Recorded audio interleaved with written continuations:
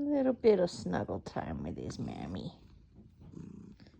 isn't it? He likes a belly rub while he makes his biscuits. So the origin story here is he belonged to the girl next door, and she apparently got him from a crackhead in town, and he had some maybe it was an inner ear problem or something when he was a kitten, where he'd like go around in circles, and he still has it a little bit now. So he was a little bit special needs. That's why she picked him and took him in. And then,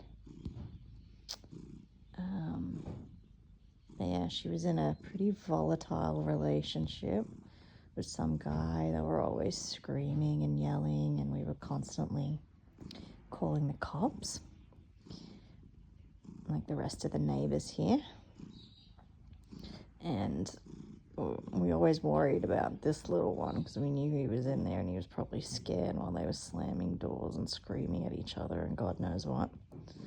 And then I thought the guy left, but it turns out he went to jail. And they were a bit weird. Like, they never opened the blinds or the doors, so little Mookins here was just stuck in a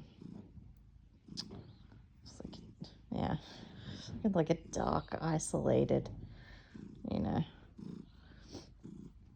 little prison. And so he went to jail, and the girl at the very least started opening the blinds, so I would see him sitting in the window and I would talk to him and play with him and stuff. And there was one day where she came to the window and she was like, "It's his favorite time of the day. I swear he sits here waiting for you." I'm like, "Aw, little buddy." And then a couple weeks later, I was sitting in my room and I heard this noise at the screen door. And I was like, is that someone knocking, or is that the dog that comes around?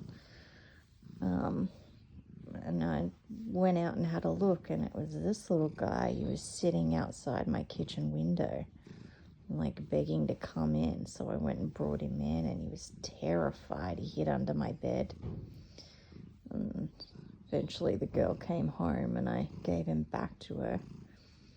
And then a couple of days later, she knocked on my door and was like, "I know he likes you, and I can't handle him anymore, and do you want to just take him?"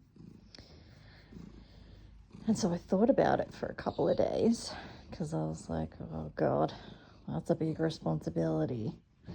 I don't even know if I can afford it. But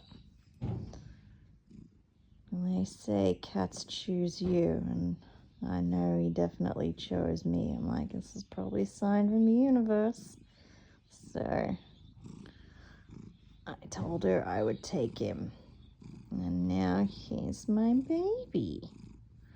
And he had fleas, he had worms, he was a bit skinny and ratty when I got him, and terrified of everything. Like, I literally couldn't even flush the toilet without freaking him out. Whereas now he's getting chunky, and he's worm-free, he's flea-free, he's relaxed, he's confident, doing much better. And very thankful to have him in my life now. My little Mookins. I don't know if you can hear him purring. Say hi, Wormy. Love you.